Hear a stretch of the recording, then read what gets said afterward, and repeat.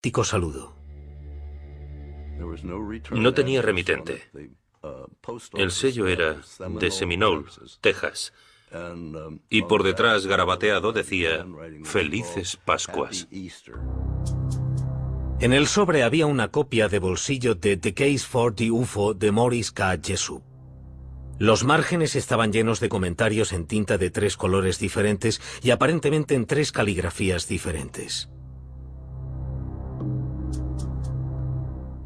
Si leías los comentarios garabateados en el libro, esa gente hablaba de que estaban en algún lugar de la superficie de la Tierra. Los alienígenas, si queréis llamarles así. Esos 3 escritores resolvían todos los misterios del universo.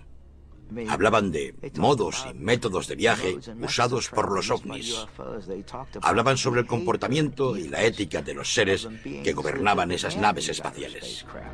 Los escritores también afirmaban conocer un proyecto ultrasecreto llevado a cabo durante la Segunda Guerra Mundial en el que había desaparecido un buque de guerra. Experimentos de campo de la Marina estadounidense. En octubre de 1943, según el libro, se producía la invisibilidad de un barco y su tripulación. Los resultados habían sido tan aterradores que por suerte habían detenido la investigación. Es la primera mención a lo que se conocería como el experimento Filadelfia, el nacimiento de una leyenda. Los oficiales de la Marina se sintieron intrigados por el libro. Llamaron a Morris Jessup al cuartel general de la oficina para ver si el autor podía arrojar alguna luz sobre su origen. Jessup reconoció la caligrafía del libro. Era extraño, pero había recibido cartas escritas con la misma inconfundible letra. Estaban firmadas por un hombre que se identificaba como antiguo marino mercante, Carlos Allende. El estilo de escritura de Carlos Allende proclamaba que estaba loco. Aún así, quizás el hombre solo exageraba algo que había visto o había oído. Desde entonces, la gente se ha mostrado perpleja ante el aparente interés militar de alto nivel en un libro sobre los ovnis. Morris K. Jessup quedó asombrado por el interés de la Marina. Se dice que empezó su propia investigación sobre el experimento Filadelfia. En 1959 presuntamente hizo un gran descubrimiento e iba a compartirlo con un colega llamado Dr. Manson Valentine. En abril de 1959, Morris Jessup llamó a su amigo, el Dr. Valentine, y le dijo: creo que he encontrado algo que tiene que ver con el experimento Filadelfia, que he estado investigando, y quiero mostrarte lo que he encontrado. Quedaron para cenar y hablar de su investigación al día siguiente. Sin embargo, al día siguiente, el 20 de abril de 1959, se descubrió el coche de Jessup en un parque de Coral Gables, Florida. El motor aún estaba en marcha. Había una manguera que iba desde el tubo de escape al interior del coche. Dentro estaba Morris K. Jessup, que todavía respiraba, aunque murió poco después envenenado por el monóxido de carbono. Aparentemente suicidio. ¿Lo era? Es muy interesante que en lugar de ir a casa del Dr. Valentine, eligiera ir a un parque y presuntamente suicidarse. Desde entonces, la naturaleza de la muerte de Jessup ha sido muy controvertida. Algunos creen que le asesinaron por lo que sabía sobre el experimento Filadelfia. Otros dicen que se quitó la vida debido a su reciente divorcio y al hostil recibimiento de sus libros. Sigue siendo un misterio incluso para su hija. Ella cree que tenía muchas cosas por las que vivir, pero admite sinceramente que lo contrario también podría haber sido cierto. Su mujer, Marjorie, me llamó para decirme que había muerto. Y mi reacción en ese momento fue decir, ¿cómo lo ha hecho? Así que para mí debía de estar deprimido en ese momento. Es curioso, hasta que me lo ha preguntado no había pensado en ello, desde hace mucho tiempo, pero dijo que había muerto y yo pregunté, ¿cómo lo ha hecho? Sea como sea, la muerte de Morris Jessup añade misterio y credibilidad al experimento Filadelfia. Es una historia muy triste. Pero que hiciera eso ayudó a propagar y autentificar los rumores de que había algo, que esto tenía algo de cierto.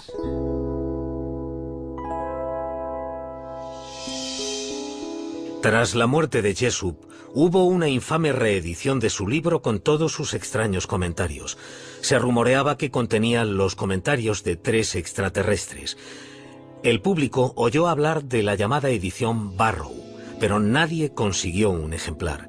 Se rumoreaba que la Marina guardaba el libro en secreto. Asimismo, todo el mundo había oído hablar de Carlos Miguel Allende, pero nadie podía encontrarle. La gente buscaba a Carlos Miguel Allende por todas partes, pero él no paraba de moverse. Cambiaban los pueblos, cambiaban los sellos, cambiaban las direcciones remitentes. Siempre se estaba moviendo. Creía que estábamos todos de acuerdo en que no se le encontraría, que era un hombre muy misterioso. Posiblemente temía por su vida debido a lo que había visto. Pero, ¿qué sabía en realidad ese hombre misterioso y qué tenía que ocultar la Marina? A continuación, exponemos los hechos del misterioso y accidentado experimento. Y la tripulación del USS Eldridge cuenta lo que cree que ocurrió. Yo estuve en él prácticamente todos los días y estuve en todos los viajes que hizo. Y nunca fue a Filadelfia. Los extraterrestres habían fijado su residencia en Estados Unidos, en la cultura pop, si es que aún no lo habían hecho en persona.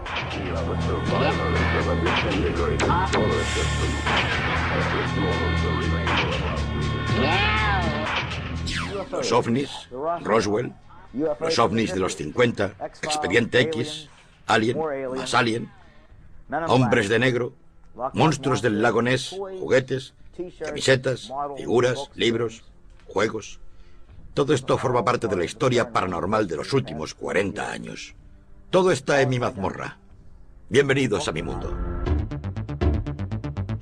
Como muchos otros jóvenes investigadores de ovnis en los años 60, a Robert Gorman le fascinaba el hombre misterioso del experimento Filadelfia, Carlos Miguel Allende. Pero a diferencia de otros cazadores de Allende, Gorman vive en New Kensington, Pensilvania, el mismo lugar desde el que Allende envió muchas de sus cartas. Pensé que si alguien podía encontrar a Allende sería yo, porque vivo en el mismo pueblo y no tengo que viajar mucho. Tendría que poder intentarlo, y a finales de los 60 lo intentaba con fuerza. Gorman y los demás tenían pocas cosas con las que trabajar. La única información sobre Allende era su número de identificación de marinero, que incluyó en sus primeras cartas. Aparecieron hombres que afirmaban ser Carlos Miguel Allende, pero eran impostores que no podían presentar documentos de la Marina. Durante los años 60, su fama clandestina creció. Se creía que la Marina tenía un interés secreto en un libro que les habían enviado anónimamente por correo unos seres desconocidos. Un artículo de la revista Saga de finales del 67 y 2 novelas de bolsillo del 68 supusieron el nacimiento del misterio Allende Jessup en la mente del tipo normal y corriente, de a pie. Alrededor de Carlos Allende creció una considerable industria casera. Todo el mundo parecía llenarse los bolsillos, excepto el propio Allende, que también respondía al nombre de Carl Allen. Carl Allen al final se enfadó y se amargó bastante porque todo el mundo hacía dinero con el experimento Filadelfia. Todos los editores publicaban y vendían libros. Todo el mundo publicaba en sus libros las cartas que él le había escrito a Morris Jessup. Todo el mundo parecía estar haciendo dinero con esa historia, menos la persona que se la había inventado, Carl Allen. Así que en el verano del 69, Carl M. Allen, con una copia de la edición Barrow en la mano, entró en el cuartel general de la Oficina de Investigación Naval y confesó que todo aquello era una broma de mal gusto. Dijo que eran las mentiras más delirantes que había escrito nunca.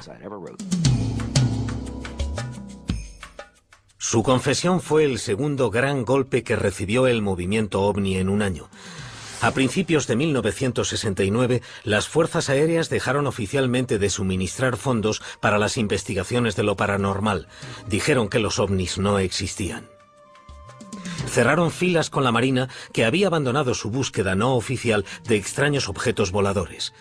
El estudio de los ovnis no solo perdió su legitimidad en el gobierno, sino también a su chico de bandera, el supuesto extraterrestre Carlos Allende. Pero de ningún modo significó el final de la leyenda del experimento Filadelfia. En 1975, el Triángulo de las Bermudas de Charles Berlitz se convirtió en una sensacional editorial. Entre los informes sobre barcos y aviones desaparecidos estaba la historia del experimento del barco invisible de la Segunda Guerra Mundial.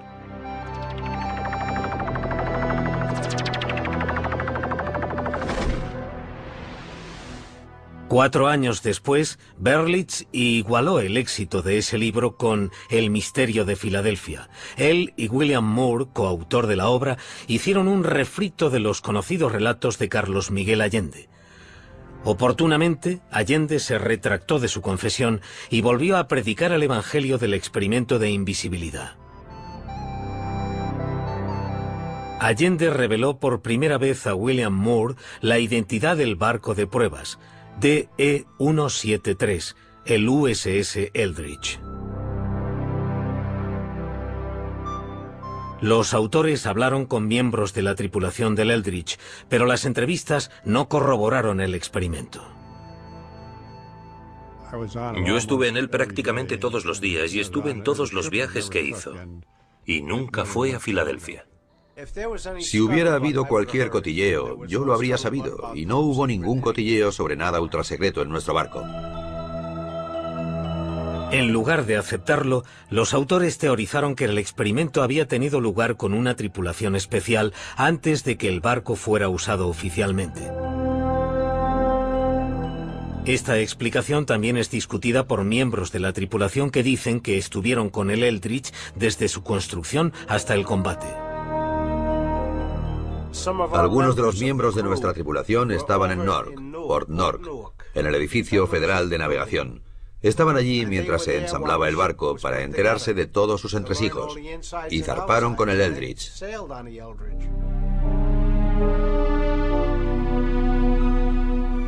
Mientras los miembros de la tripulación ridiculizaban la idea del experimento Filadelfia, el público lo aceptaba con entusiasmo. El libro fue otro éxito. Mientras se reavivaba el interés sobre este asunto, el hombre que se ocultaba tras él fue finalmente desenmascarado. Sucedió gracias a una increíble coincidencia. Robert Gorman y Carlos Allende vivían en el mismo pueblo, New Kensington, Pensilvania. En 1979, Gorman hablaba con un vecino, un hombre llamado Allen, que de repente le reveló que era el padre de Carl Allen, alias Carlos Miguel Allende, y que tenía documentos para demostrarlo. Me dijo: Carl nos envía cosas continuamente. Deje que vaya a buscar algunos de sus papeles. Desapareció y volvió al cabo de un momento con una caja bastante grande, pesada, con 2 asas, y me dijo: tome, puede usar todo lo que hay aquí dentro. Sírvase usted mismo. Miré, aunque me sentía bastante escéptico. No sé por qué me sentía escéptico. Y la abrí, y había un fajo de papeles de marinería. Y miré una esquina y vi esos hermosos números: 7416175. El mismo número que había enviado en la postdata de una carta a Jesús. Y supe que tenía el material auténtico, que no era un impostor. Fue un momento increíble. Sabía que tenía el material auténtico. Carlos Miguel Allende.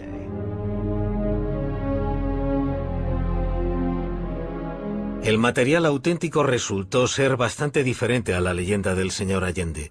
Su verdadero nombre era Carl Meredith Allen y había nacido en esta casa de Springdale, Pensilvania, en 1925. Lo primero que me viene a la mente sobre Carl Allen, mi hermano mayor, es que era muy inteligente. Pero no muy listo, no sé si me entienden. Tras una prueba de inteligencia, tuvo el segundo coeficiente intelectual más alto del condado, pero suspendió en el colegio. Aunque era un mal estudiante, era un lector voraz, con la excéntrica costumbre de anotar casi todo lo que leía. Tachaba lo que el autor había escrito y ponía su propia anécdota en el margen. Y creo que lo hacía porque no había aprendido a escribir. Saludo. No tenía remitente. El sello era de Seminole, Texas. Y por detrás, garabateado, decía Felices Pascuas. En el sobre había una copia de bolsillo de The Case for the UFO de Maurice K. En algún lugar de la superficie de la Tierra. Los alienígenas, si queréis llamarles así.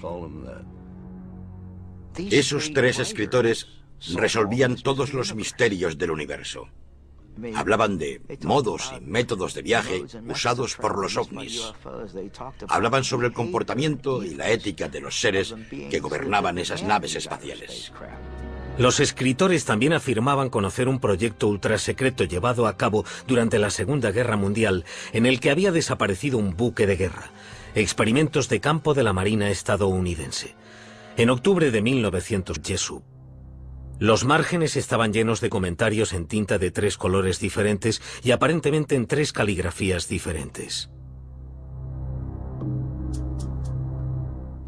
Si leías los comentarios garabateados en el libro, esa gente hablaba de que estaban en 43, según el libro, se producía la invisibilidad de un barco y su tripulación.